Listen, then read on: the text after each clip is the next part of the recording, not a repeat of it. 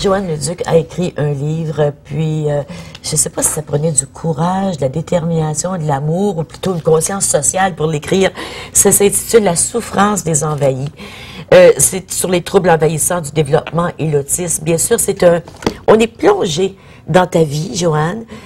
On voit la situation à travers tes yeux, à travers d'une mère qui aime ses enfants, qui veut comprendre, mais qui souffre de ne pas savoir pourquoi et qu'est-ce que je peux faire, qui cherche de l'aide partout, qui trouve de l'aide, c'est pas toujours de l'aide très, très aidant. Non. Tu sais, il y a des fois où tu as eu des... Donc, avant la pause, on parlait de Simon, on parlait de Rémi. Rémi, lui, il communique. Oui, Rémi, ça s'est développé plus tard, par contre. Fait que lui, on était avertis et on avait peur. Oui. Rémi, c'est la différence avec Simon. Simon, c'était l'autisme, point d'interrogation. Tu sais, dans notre tête, c'était comme, c'est quoi ça? Puis tu avais probablement un des pires cas, là, parce que... c'est un cas lourd, Simon. C'est un cas lourd. Oui, mais à 2 ans, on ne le sait pas, par contre. À 2-3 ans, non, parce qu'il pourrait facilement se développer comme très rapidement. On ne sait jamais quand est-ce que ça peut déclencher, qu'il se mette que le cerveau allume, puis tout ça. Donc, on ne le savait pas tellement que c'était un cas lourd. Mais c'était un point d'interrogation parce que ça sortait de nulle part. À Rémi, on avait peur que ça arrive et lui, on le surveillait tout le temps. Donc, on vient fou parce que là, il se met à faire telle chose. Tu dis, oh, non, non, non. Là, oh non, OK, c'est correct. Là, il refait une autre affaire. Non, ils viennent de faire ça. Là. Fait que tu passes des années à venir fou parce que ça se déclare pas à 6 mois. Ça peut aller jusqu'à 2 ans, 3 ans. Puis dans des cas moins évidents, des fois, même à 5-6 ans, on n'est pas certain. Puis tu vis cette anxiété, cette angoisse à l'intérieur. Si on parlait, je voulais parler des intervenants. Parlons des intervenants. Après ça, on parlerait de comment l'impact sur toi et sur ton mari. Là, tu vas voir le médecin, il fait une évaluation, tu reçois un diagnostic. Je trouve ça très touchant, puis je vais le lire, si tu permets. Oui, oui. Ou est-ce que toi, tu veux le lire? Quand tu as reçu le diagnostic. Oui, bien, c'est ça, c'était le diagnostic. En fait, c'est une orthophoniste qui m'avait dit au téléphone, je crois que ça ressemble beaucoup à de l'autisme. Et je suis allée voir sur Internet et là, c'est là que j'ai réalisé que tout ce qui était écrit, j'aurais pu l'écrire. En fait, c'est des blogs de parents, des forums, parce que dans ce temps-là, Facebook, ça existait moins. C'était difficile d'aller chercher de l'information, non pas scientifique, mais plutôt de ce que c'est en tant qu'un parent. Donc, mais j'avais réussi à m'introduire sur certains sites. Et là, j'ai vraiment réalisé que c'était ça. Je n'avais quasiment plus besoin du diagnostic officiel. C'était mon garçon. Et là, c'est ça. J'ai marqué, c'était le soir où j'ai réalisé que c'était probablement ça. C'est marqué, je pleure tellement que mes tripes vont finir par se tordre. La douleur est telle qu'elle ne se décrit pas, ne s'explique pas. Toute la nuit, je vais pleurer à me vider les larmes du corps. Steve est absent ce soir-là. À son retour, comment vais-je le lui dire? Oh chérie, en passant, notre fils est autiste. Et demain, quand Simon sortira de sa chambre, comment vais-je réagir? Mon Dieu, et si je ne l'aimais plus? C'était vraiment ça. Je ne voulais plus de ce Simon-là. Je voulais un clone en santé. Je ne voulais pas plus avoir de Simon. Je ne voulais plus celui qui s'en venait. Ça me faisait terriblement peur parce que tout ce que j'avais lu, c'était sombre. Il n'y avait rien de positif. Et je me disais, mon Dieu, on sent encore sa garantie, on va aller le changer. Oui, je comprends. Parce que je veux juste la même chose, mais pas de maladie, tout beau, tout rose, là.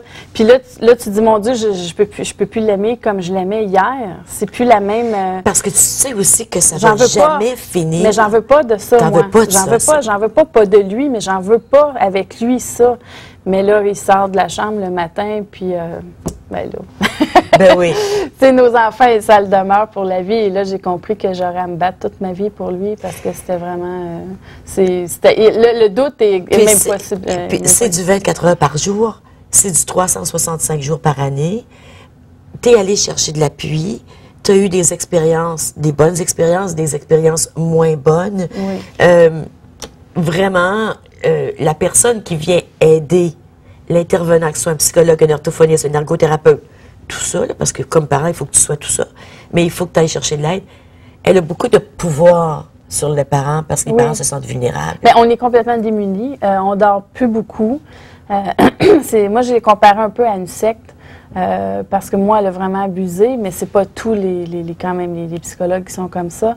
Et moi, ce que je voulais dire, c'est de faire attention. Si on ne le sent pas, si on trouve pas que la thérapeute nous apporte quelque chose, il faut pas avoir peur de dire, regarde, moi, ça, c'est drôle, ça, moi, ça passe pas. Je sais pas, je le sens pas pour mon enfant, je trouve pas qu'elle est mieux.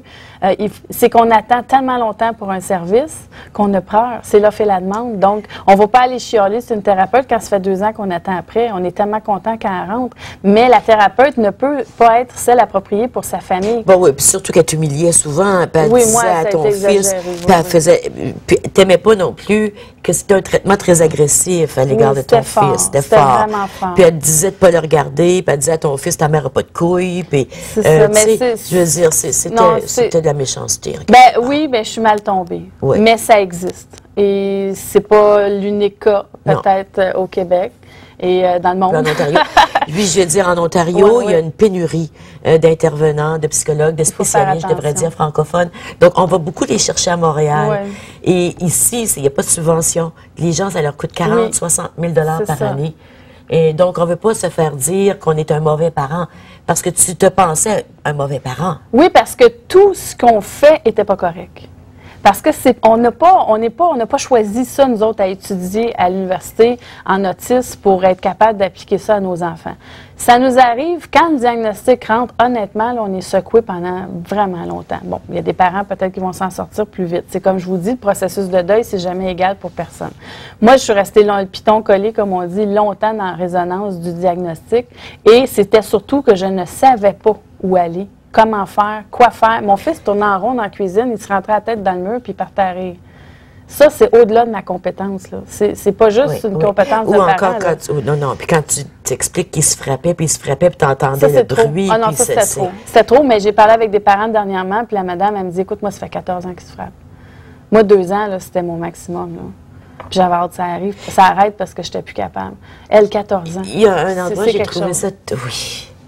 J'ai trouvé ça touchant quand tu expliquais, vous reveniez de voir tes beaux-parents, je pense, et tu as décidé de lui tenir la main parce qu'il avait commencé à se frapper. C'est un long voyage. C'était un long voyage. Et tu sais jamais ce qui va déclencher. Non. Des fois, il est en train de jouer avec son frère, mais tu le vois dans son regard. Ça change. Ça change, puis c'est dur, même encore aujourd'hui, avec tout ce que je sais, c'est encore difficile à expliquer. C'est comme ça lâche, c'est comme si sa concentration, elle débarque. Et son frère, ben, faisait beaucoup d'autostimulation verbale. Même nous, on est en train de venir fous d'entendre des « ah » tout le temps. Donc, pour Simon, ça a été l'élément aussi donc ça n'a pas aidé. Là. Et l'anxiété, à un moment donné, il a craqué. Là. Lui, ça a été vraiment... Puis il a commencé à se frapper, il a commencé à se frapper la tête sur le mur. C'est ça. Ben, au début, il se frappait vraiment comme juste les membres inférieurs. Les pieds, il se donnait des coups de pied sur les bon. Puis à un moment donné, ben, c'est ça, on a voulu protéger parce qu'il se cognait le côté de la tête, puis on avait peur parce que c'était des bons coups de poing. Puis on se disait, à force de se cogner comme ça, il va faire une commotion. On avait très peur. Puis on y a acheté un genre de casque de kickboxing mou. Mais dès qu'il a senti qu'il ne touchait pas sa tête, bien là, il a fait par en avant. Et là, on a fait, oh mon Dieu, on vient de le perdre parce que là, il se frappait dans l'œil, dans le nez. Puis là, ça saignait souvent. Puis c'était vraiment, c'était intense. On ne savait jamais qu'est-ce que... Mais la période la pire, moi, ma période la pire, c'est vraiment où on y a tenu les mains pendant 24 heures sur 24. Là, tu lui tenais la main, puis... c'était comme ça. À la chambre de bain. Partout où j'allais. Il fallait toujours... Ça. Parce qu'il avait senti une sécurité. Oui, puis je sais maintenant aujourd'hui que la pression au niveau de la main, ça fait vraiment beaucoup de bien. Ah oui? Mais à ce moment-là, je ne savais pas. Et il y avait le fait qu'on contrôlait son poing aussi. Tellement de choses qu'on ne sait pas. On s'en va à la pause. Reste avec nous. Tellement de choses qu'on ne sait pas.